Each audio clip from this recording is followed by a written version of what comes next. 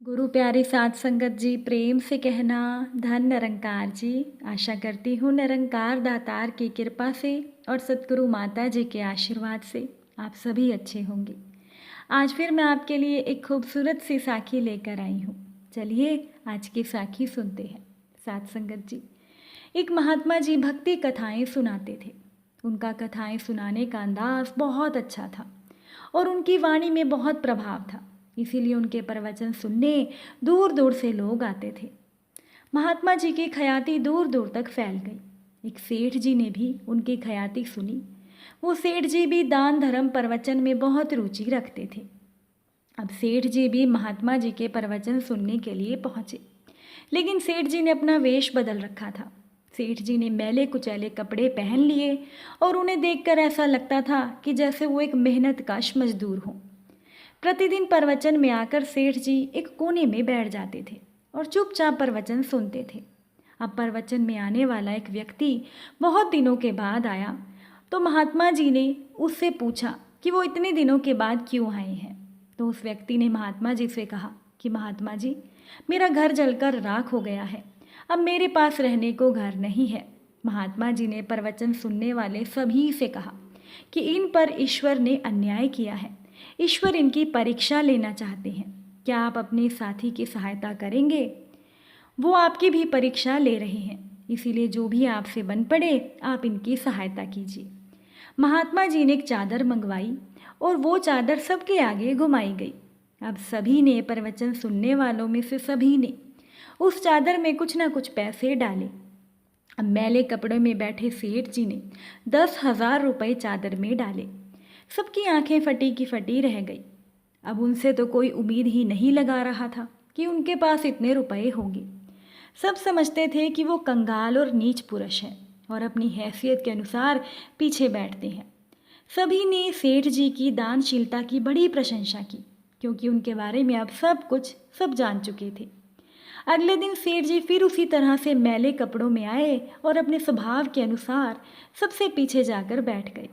अब इस बार उनके आने पर सभी खड़े हो गए और उन्हें आगे बैठने के लिए स्थान देकर प्रार्थना की, पर सेठ जी ने आगे बैठने से मना कर दिया। फिर महात्मा जी बोले कि सेठ जी, आप यहाँ आइए, मेरे पास बैठिए, आपका स्थान पीछे नहीं है। सेठ जी ने जवाब दिया महात्मा जी को कि महात्मा जी, सच में सही कहा गया है कि संसार में तो धन की ही पूजा होती है। आम लोगों की भावनाएं तो भौतिकता से जुड़ी होंगी, लेकिन महात्मा जी, आप तो संत हैं। मैले कपड़े वाले को अपने पास बिठाने की आपको भी तभी सूझी जब आपको पता लगा कि मैं धनी हूँ। माया को माया मिले, कर कर लंबे हाथ, तुलसीदास गरीब की कोई न पूछे बात। साध संगत जी, सेठ जी ने महात्मा से कहा कि महात्मा जी, आप माया के प्रभाव में ही मुझे अपना रहे हैं, क्या ये सच है या कोई और कारण है? महात्मा जी ने सेठ जी से कहा कि आपको समझने में कुछ गलती लगी है। मैं ये सम्मान आपको आपके धन के प्रभाव में नहीं दे रहा, बल्कि ज़रूरतमंद के प्रति आपके त्याग के भाव को देखकर दे रहा हूँ। अब धन तो लोगों के पास होता ही है, लेकिन लोगों के अंदर दान का भाव, त्याग का भाव नहीं होता। और जो मैंने आपको सम्मान दिया है, ये सम्मान उसी भाव को है। साथ संगत जी, त्याग और अपरिचितों के प्रति दया का भाव मनुष्य को विचारों से संत बना देता है। परोपकार से बड़ा कोई धर्म नहीं, इसीलिए इसको धारण करने वाला मान प्रतिष्ठा से युक्त, यशस्वी और आदरणीय हो जाता है। साथ संगत जी, आज दासी आप लोगों को एक लड़ाई की बात बताती है। एक लड़ाई वो होती है जो नरक में ले जाती है, जिसे आज लगभग हर घर परिवार में देखा जा सकता है। और एक लड़ाई वो होती है जो सकाम भाव से स्वर्ग और निष्काम भाव से करने में मुक्ति देने वाली होती है। ऐसी ही लड़ाई का एक छोटा सा वृतांत आपको सुनाती हूँ। एक गांव में एक बड़े ही नेक नामी किसान थे। वो अपने हक का खाने में विश्वास रखते थे। वो किसान दूसरे के हिस्से का खाना महापाप समझते थे। उन्होंने गांव के जमींदार से कुछ ज़मीन खरीदी। एक दिन वो उस ज़मीन पर जुताई कर रहे थे, तो उन्हें ज़मीन के अंदर से एक बहुत बड़ा तांबे का हांडा मिला, जिसमें लाखों के जेवर, नकदी, चांदी और सोने के सिक्के थे। अब इतनी रतन और मोहरें देखकर वो किसान तुरंत जमींदार के पास पहुंचे और बताए कि आपके खेत से मुझे धन का पात्र मिला है, चलिए आप उसे ले लीजिए। अब जमींदार भी बहुत नेक व्यक्ति, ईश्वर पर विश्वास रखने वाला धार्मिक व्यक्ति था। जमींदार ने विनम्रता पूर्वक किसान से कहा कि जब हमने वो ज़मीन आपको बेच दी और उसका पैसा आपसे ले लिया तो वो ज़मीन हमारी कहाँ रही। अब उस ज़मीन से जो भी मिलेगा उस पर सिर्फ आपका ही हक होगा। दोनों एक दूसरे का हक बताते हुए आपस में विवाद की स्थिति में पहुंच गए, लेकिन कोई भी फैसला नहीं हुआ। फिर किसान ने उस बात को राज दरबार में पहुंचाया और राजा से न्याय करने की प्रार्थना की। राजा ने कहा कि इस प्रकार का विवाद तो पहली बार मेरे सामने आया है, यहाँ तो सारा मामला ही उल्टा है। आप लोग ये बताइए कि आप लोगों में आपस में विवाह संबंध चलता है? तो दोनों ने हाँ कहा।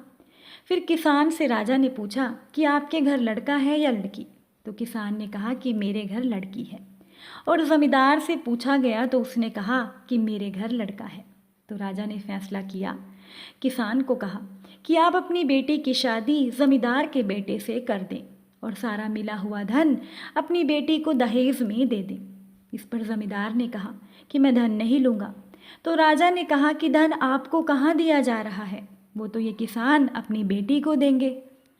अब किसान ने कहा कि अगर वो धन मैं अपनी बेटी को दूंगा तो वो धन तो मेरा ही माना जाएगा और वो धन मेरा है जिसे मैं अपनी लड़की को दे रहा हूँ।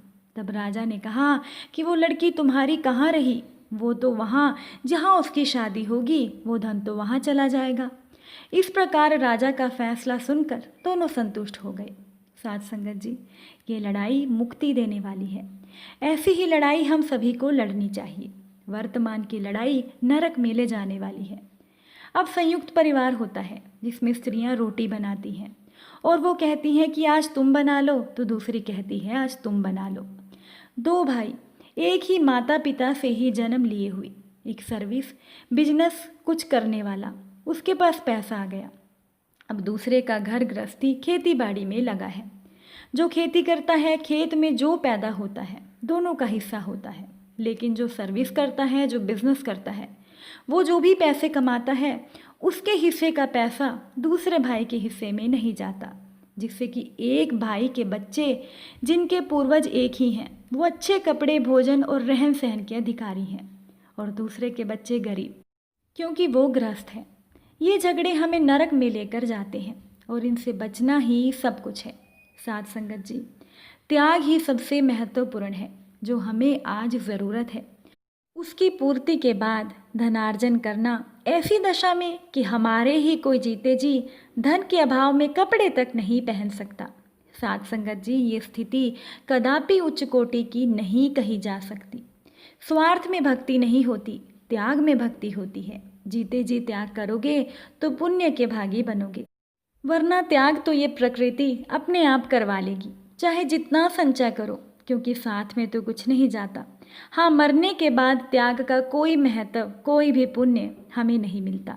इसीलिए साथ संगत जी, जीवन आपका, कर्म आपका, फल भी आपका और आपको ही मिलेगा। इसीलिए अपने जीते जी त्याग कीजिए। चलिए अब हम सभी मिलकर सिमरन करते हैं। तू ही निरंकार, मैं तेरी शरण हाँ, मैनू बख्श लो। तू ही निरंकार, मैं तेरी शरण हाँ, मैनू बख्श लो। साथ संगत जी प्यार से कहना, धन निरंकार जी।